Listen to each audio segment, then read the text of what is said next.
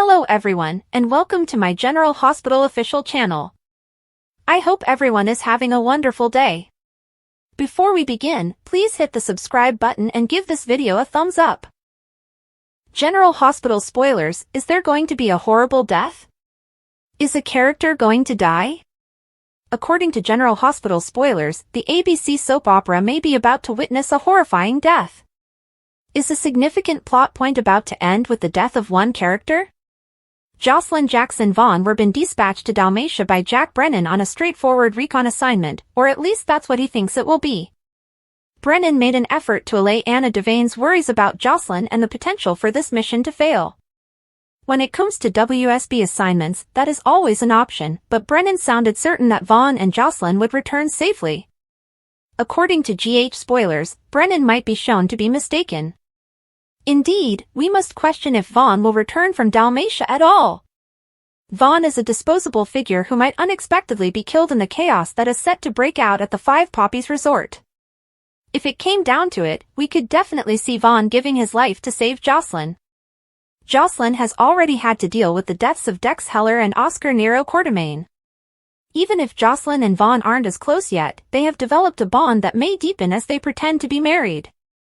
Josslyn might be able to learn the whole truth about the risk she is taking by joining the WSB if Vaughn doesn't make it through this assignment.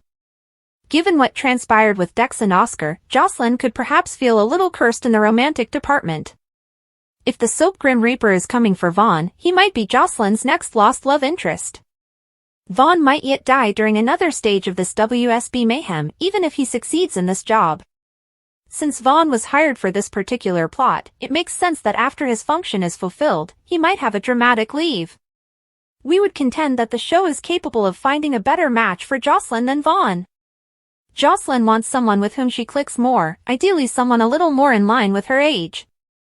In any event, depending on how events unfold in Dalmatia, Vaughn could not be long for this world. There will undoubtedly be some risky situations in this plot involving Britt Westbourne and Jason Morgan, so stay tuned for updates on any concerning developments.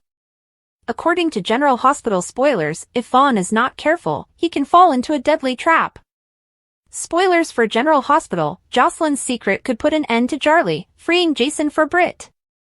According to General Hospital teasers, Carly Spencer's long-term relationship with Jason Morgan may be shattered if she learns about Jack's secret WSB involvement. Jason is traveling to Croatia to visit the same hotel where Joss and Agent Vaughn would be pretending to be newlyweds in order to look into Professor Henry Hank Dalton's tech scam. Hell could erupt back home if Jason hides the facts from Carly out of concern for Joss' safety. Jason may become more hostile toward Britt Westbourne, whose survival he is pursuing after finding her at a Paris airport last month, if Carly finds out the truth and becomes enraged at his silence.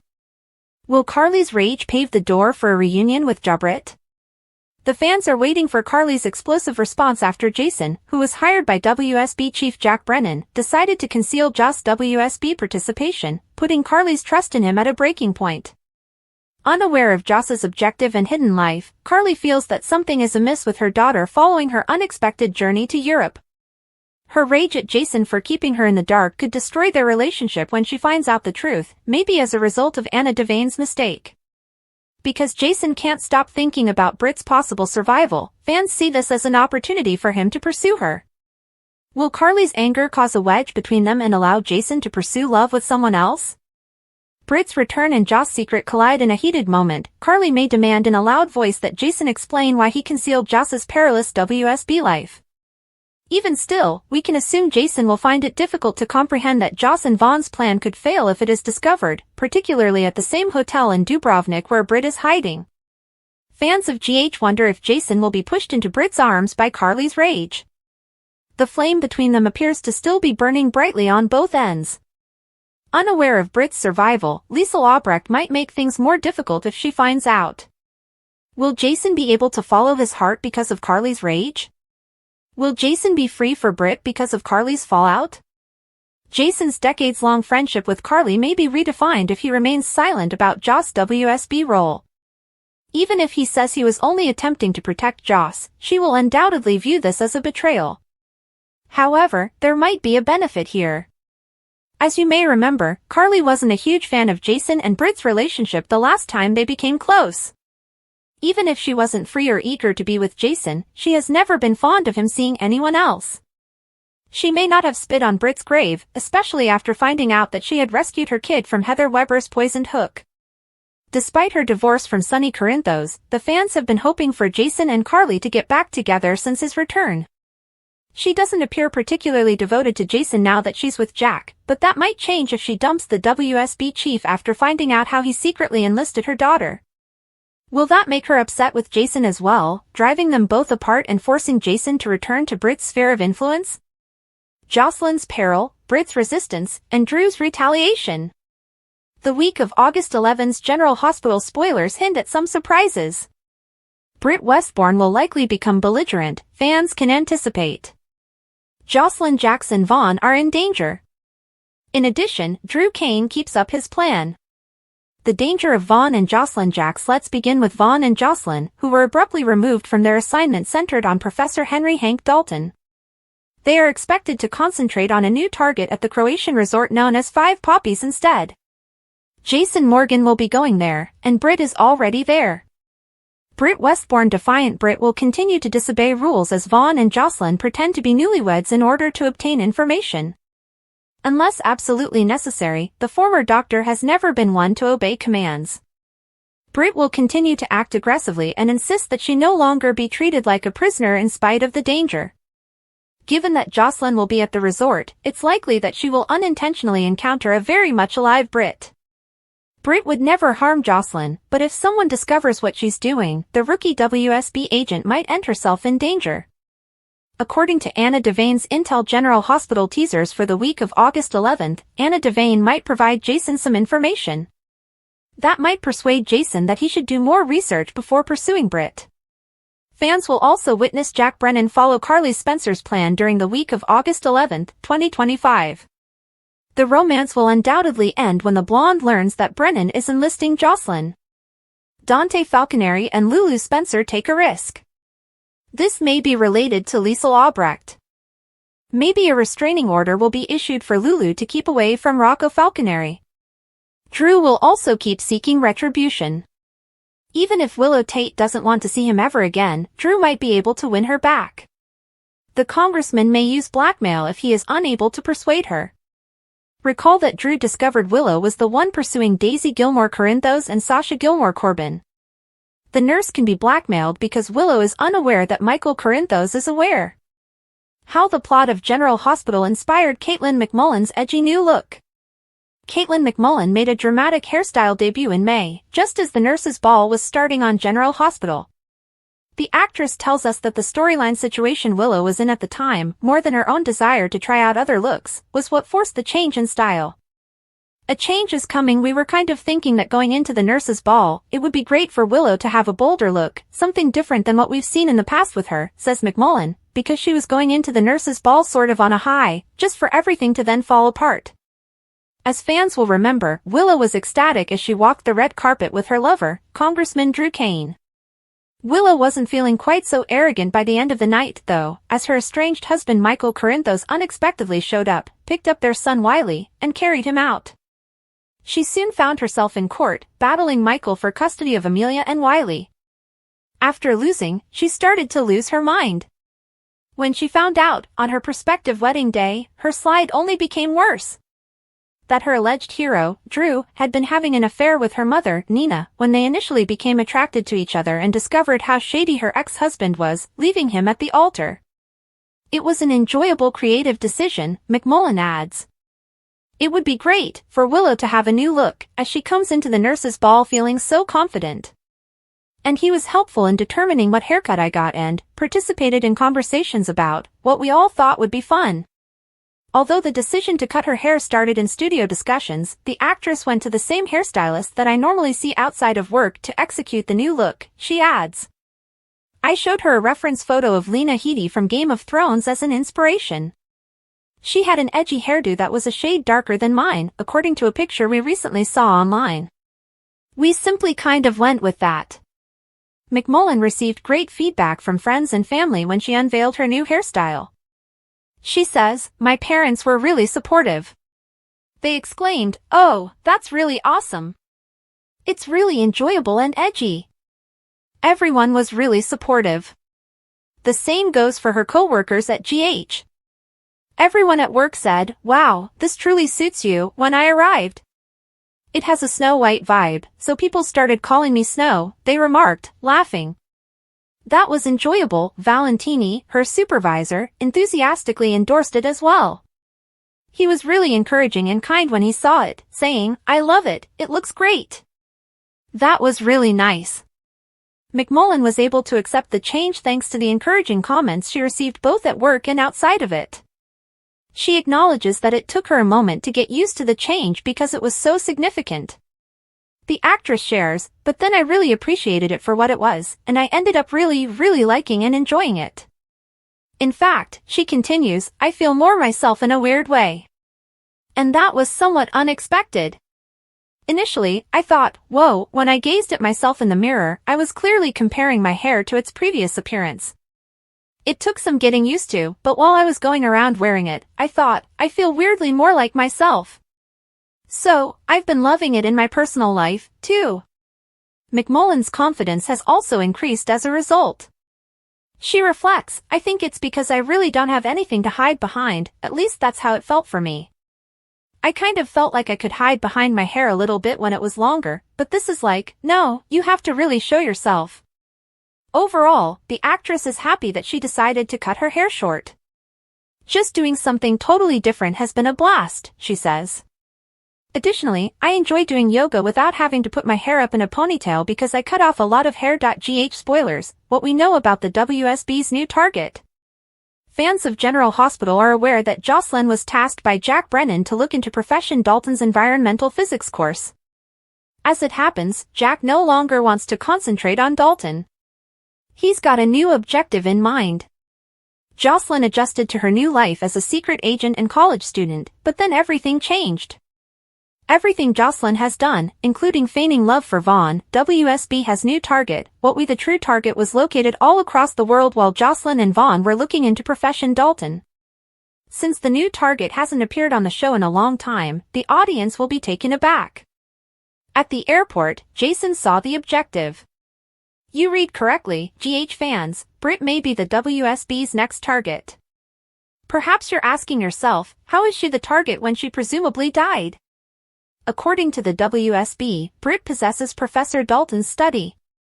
Josslyn had been following the study for some time. The investigation's main objective was not Dalton. Jack did not suddenly conclude that Professor Dalton did not require an investigation. He always has tricks up his sleeve and keeps 10 steps ahead of the competition.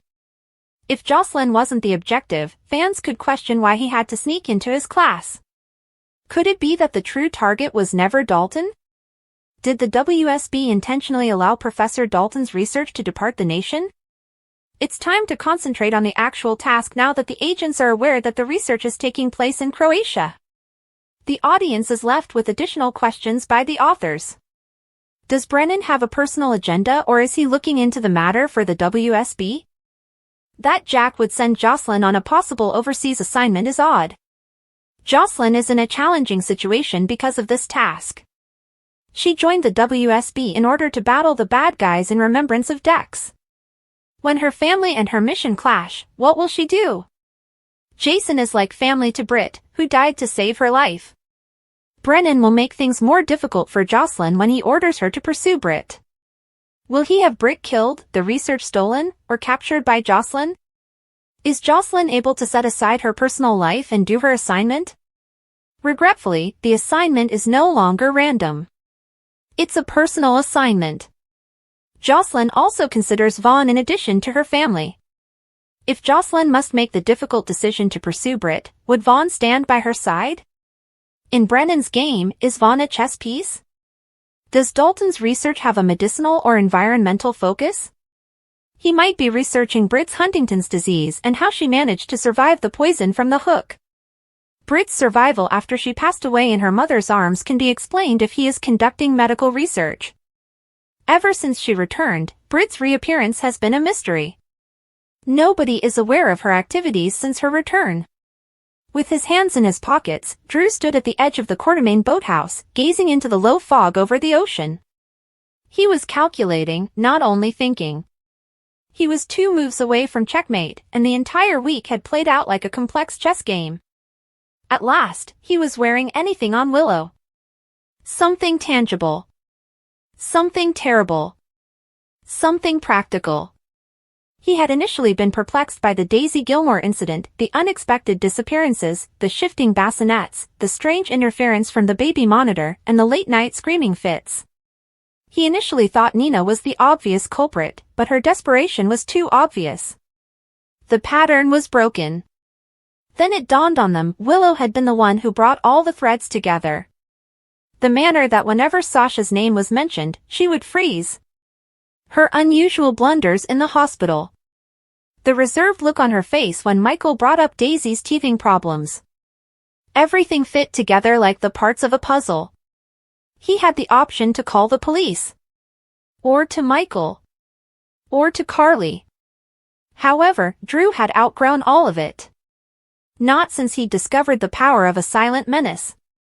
When he got to Willow's flat, he didn't knock. In the hopes of rebuilding something, he used the spare key from a long-forgotten drawer in the Quartermain estate, which she had once handed him in a moment of confidence. The dim room and the empty shell of the lady he once loved were revealed as that creaking door opened. Willow sat on the couch with her knees brought up to her chest and her eyes glassy with fatigue. She didn't even raise her head. Quietly, "You shouldn't be here," she murmured. "But I am." He shut the door behind him and approached her slowly, deliberately, the floor cracking as he went. "I am aware of what you did," he said plainly. It was as if the words reverberated from the walls. Willow did not recoil. With a single blink, she dropped her feet to the ground. "You must go. I am aware that you were at the hospital, interference from the monitor." The bassinets were exchanged. Sasha's collapse. Everything. Willow stood up now, raising her voice. The disguise vanished in an instant after Willow yelled, "Get out! You scared a woman into leaving town with her baby. That baby should have been mine. I gave that family and Michael everything. And I was pushed out like trash." In an attempt to read her, Drew cocked his head. "Do you believe that hurting Sasha will make you feel better?" she said. "You don't get to ask me questions," as she moved in closer. "Not after all of your actions. For months, you took advantage of me. Took advantage of my sorrow. Wiley was used. Like some submissive little project, I used my own shame to keep me bound to you." "This isn't about me," Drew replied, although even he wasn't sure anymore. "This relates to your actions." With a hollow laugh that made Drew shudder, Willow said, "And how are you going to put it right?" "Set it right? By crawling back to you, what?" "By acting as though any of this ever succeeded," he declared. "You're going to come clean. Or you're going to return. You have a choice." They were silent for a while. Willow then made a move. She moved slowly, almost eerily quietly, toward the bookshelf. Drew's eyes followed her, wary yet certain that he was in control. She whispered, "You think you're so clever," as she ran her fingertips over the spines of vintage romance novels, parenting manuals, and psychology books. "You believe you have triumphed." "I believe I know the truth," Drew said. Willow's hand was clutching something behind her back as she turned. "Do you believe that I'm afraid of the truth? Following Harmony? Following Shiloh?" "After my daughter was buried, before I had a chance to hold her," he moved in her direction. Avoid, however, it was too late. Before Drew could duck, the hefty crystal picture frame, which had formerly held a happy photograph of Wiley as a toddler, arced through the air. With a painful crack, it struck the side of his head. His hand automatically reached up to his temple as blood started to pour, and he fell to the ground, breathless and shocked. Willow froze in place. Then she let out a scream. Not out of fear. Not out of guilt. However, in release. The kind of scream that burns away the rest of the silence and rips through the soul. Glass splintered at her feet, she dropped the frame and fell to her knees next to Drew. She thought for a horrifying moment that he was dead. Then he let out a groan. Breathing still. Still awake. Still hazardous. She crawled to her phone with trembling hands. She wasn't sure she could call for an ambulance just yet. Don't call Michael. Not Carly. She called the hospital directly and requested the trauma team that was on call. Upon the arrival of the paramedics, Drew was experiencing intermittent unconsciousness. Blood was all over his clothing. Willow opened the door and let them in, palms up in surrender. I struck him, she murmured. However, he came here to extort me. To manipulate me. The EMTs didn't inquire. Drew was taken, rolled out, and stabilized. Willow didn't finally fall apart until he was gone. When Dante got there, she was seated on the floor. He gave her a suspicious glance and walked carefully around the shattered glass. You must accompany me, he said. Willow gave a nod. I understand. She made a complete declaration without hesitancy or a lawyer. She filled Dante in on everything. Not only about the assault, but also about the sabotage, the anguish, the pain, and the stalking.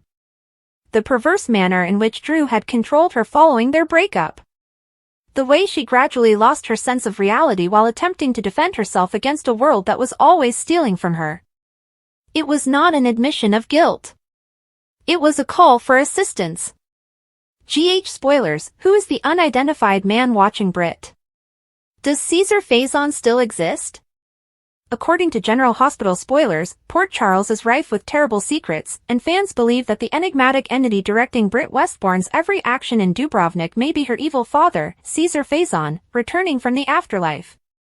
Following Jason Morgan's discovery of Britt's voice during a conversation with concierge Pascal at the Five Poppies Dalmatia Hotel last week, fans are left wondering, might Faison, who is thought to be deceased, be the one holding Britt captive? If so, will Liesl Albrecht be furious when she learns about it, or will she be able to forgive him because he saved their daughter? Is Britt's hidden keeper Caesar Faison? Fans of Britt are thinking that her infamous father, Faison, may have cheated death himself and subsequently assisted her in doing so, given Britt's survival. Britt and Jason are evidence that GH enjoys a retcon, and Pascal's reference to a strong he directing Britt's actions, connected to an ambiguous vehicle accident, suggests Faison. He is a prime suspect because of his history of torturing Port Charles and pretending to be dead. Will Faison's return lead to mayhem or atonement, and is he protecting Britt or confining him? Imagine Liesl going completely crazy and reeling when Jason expresses his concern that Faison is still alive and holding Britt as a hostage, even if she appears to be uninjured. Her reaction might either ignite or be forgiven. Liesl's animosity for Faison, who plagued her past, and her love for her daughter would conflict if such a revelation were made. If Faison somehow saved Britt from an early death, would Liesl go berserk and hunt him down, or will she be able to forgive him? A major confrontation between the PCPD police commissioner and the WSB could occur if Anna Devane finds out that WSB chief Jack Brennan knew Faison survived. Will Liesl demand blood for Faison's machinations, or will her heart soften? Will Faison's comeback result in death or redemption? Who is the keeper of Britt Westbourne? There is a strong sense that this plot will develop into something far more than a shocking admission that Britt is still alive given Faison's potential reappearance. Will Brennan's secrets be revealed by Anna? Will adversaries like Jason kill Faison? Perhaps, like we witnessed with Britt and Liesl, he has changed for the better and grown as a person. Lulu wants Sonny and Turner Bond, Albrecht gone, and more. Jason persuaded Liesl to tell Rocco the whole truth about herself and her daughter. Dante asked Laura for guidance over Rocco's interest in Britt, and Lulu wanted Carly's assistance in pushing Britt's mother, Albrecht, out of Port Charles. Additionally, Willow confided in Isaiah, Sonny snuggled up to Ada Turner, Chase attempted to contact Michael, and Tracy, much to Maxie's dismay, used deception to assert her position. After apologizing for being late, Lulu met Carly for lunch at the Metro Court and then complained about Albrecht supporting Rocco, who was a member of the Corinthos coffee team at the softball game. She pleaded with Carly for assistance in getting Liesl out of town, but Carly attempted to argue that there was a conflict of interest because Albrecht had saved Willow's life when she had leukemia. Lulu came to the realization that she didn't want to start a fight with Jason after pointing out that Carly didn't like Willow either. When Lulu persisted in pressing, Carly acknowledged it was accurate and that she would want evidence that Albrecht posed a real threat. Lulu maintained that Albrecht was lying to Rocco and convincing him that Britt wasn't all that awful. She maintained that Britt deprived her of valuable time with her kid, including the months before and after his birth, when they would have been excitedly awaiting their child. Carly acknowledged that Britt did develop and grow, and that she even lost her life to save Josslyn's. Carly pointed out that Rocco needed to understand that he wasn't biologically linked to the deceased doctor, but Lulu was concerned that he was beginning to view Britt as a second mother. But Lulu grumbled, she carried him for 9 months. He was born to her. Looked after him. She may have breastfed him. I lost that connection to Britt. Carly reminded her that Britt was no longer a threat, but Lulu sensed her son was drifting away, so Carly cautioned her that putting up such a strong struggle for him might push him farther away. And I am scared, Carly. I am scared that she could steal so much more. She believed that Rocco would soon see that she and Dante were correct all along and encouraged Lulu to let the facts speak for themselves. Additionally, Carly promised Lulu that she would assist her in handling Albrecht if needed. But before you pull that trigger, you need to think very carefully, she said. The unvarnished truth, because if you go up against Albrecht, you're gonna make things even worse than they are now. Following the park softball game, Albrecht went up to Rocco, who was giving Danny and Jason a debriefing. Albrecht invited them all to join her for ice cream to celebrate their victory after introducing them to Danny and confirming that he was Jason's kid. Jason sent the boys to pack up the equipment so he could speak with Albrecht privately, even though they were excited for a treat. He told her that his parents didn't want him to talk to her, so she was making things tough for Rocco. Britt adored talking about her baby, so Albrecht wanted to know more about her without upsetting Rocco. While acknowledging that Britt and Rocco were unrelated, Jason told her not to put the youngster and his parents at odds. As he was packing up, Rocco told Danny that he kind of wanted to get to know Albrecht but that he was unsure if he should back off because of how unhappy his parents were. Danny reminded him that he had a right to know more about it because it was his life. Jason pondered whether Albrecht had informed Rocco that she had come up with the plan to steal the embryo. When she playfully sidestepped the question, he advised her to try telling Rocco the whole truth, even the less favorable details. Albrecht quickly came up with a reason to cancel, promising a rain check, when the teenagers came back eager for ice cream. After congratulating them once more on their triumph, she took off.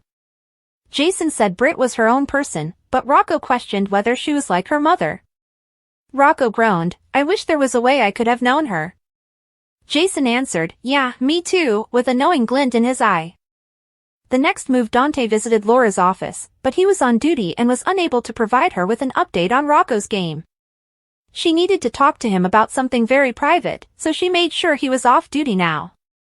She exclaimed, I want to know if your father abducted Marco Rios.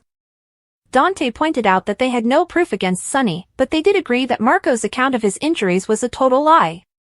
He questioned whether she was asking him to look into the kidnapping, but she clarified that she was merely seeking his opinion on whether it was worthwhile to pursue. Dante claimed that although they are aware of the truth, they are unable to provide evidence, and Marco has refused to speak, thus the matter is essentially at a standstill. Laura acknowledged that she was somewhat relieved since she had been concerned about what would happen to Rocco if Sonny was arrested. Since his son was already coping with too much, Dante consented. Laura attempted to persuade him to see Rocco's interest in Britt, and he conceded that perhaps his son needed to hear both perspectives. And what harm is there? He shrugged and continued. The woman is dead. Dante acknowledged that he wanted Rocco could discuss Britt with someone except Albrecht, but he was prepared to allow his son to carry on speaking to Liesel. However, Lulu would be a different matter. Although he appreciated Laura's guidance, he was afraid that there was no simple answer to all of this. Good effort. Chase briefly discussed the softball game with Michael at the Metro Court pool before turning the conversation to Willow. Chase, I'm going to stop you right there, Michael stated bluntly. Chase played a little dirty by bringing up how Michael ended his marriage in an attempt to persuade Michael to agree to listen to him. We're not having this conversation. He made an effort to convey Willow's remorse for her behavior and asked Michael to pardon her so that her children wouldn't suffer as a result of her errors. Michael contended that since Willow had been acting badly lately, he wasn't going to overturn the judge's decision. Michael retorted that he didn't have all the information and insisted on waiting until the visitation hearing in October, even though Chase didn't think Willow posed a threat to her kids. Chase pleaded with him to stop punishing Willow and to disobey the court. Michael fiercely remarked, "When it comes to Willow, compassion is a luxury I cannot afford. Amelia and Wiley must come first." Chase said that he was punishing the children as well since they wanted to see their mother and he wasn't prioritizing them. Michael was left to stew as Chase strode off. An odd pair after Ada Turner hurt herself during the baseball game, Sonny took her to the hospital with a limp. He assisted her to a couch to wait after she flinched in agony despite her insistence that she had it under control. Willow came to check on her while they were arguing about the game, and Sonny graciously asked for another nurse. With a hesitating nod, Willow handed Turner some forms to complete. Sonny bemoaned that Michael and Willow couldn't resolve their differences before she lost custody of her children and told the inquisitive Ada how Willow ended up with Drew and how he wrecked her life. Sonny said, "I was surprised that the judge gave Michael sole custody and Willow didn't even get visitation," as they talked about the custody dispute. Sonny stunned Justine by showing sympathy for Willow, and as the conversation became more serious, he started making fun of her team's defeat. When another nurse showed up to take Justine to an examination room, they were grinning and joking. "I was secure," as she was wheeled away, she yelled. "You weren't there," he called after her in jest. Justine was shocked to see Sonny waiting for her in a wheelchair when she later came out on crutches. Willow told Isaiah that Sonny and Turner had asked for a different nurse, and she mentioned that Sonny has been the most considerate member of Michael's family.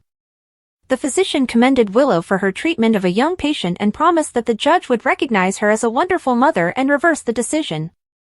When everyone told Willow how terrible Drew was, she refused to listen, and she even claimed that he was blackmailing the co-chief of staff. She rapidly backpedaled, stuttering as she pleaded with Isaiah to overlook her linguistic blunder as his eyes widened in amazement. Willow complimented him for being a wonderful friend like Liz and Chase after he agreed to keep her secret. Willow stated that they were formerly married and that she had cheated on him with Michael since he was unaware of her closeness to Chase. She did, however, commend Chase for being a wonderful man. Willow groaned, "He's understanding, reasonable, and kind. Everything that I mistook Michael for. The choice is made, or is it?"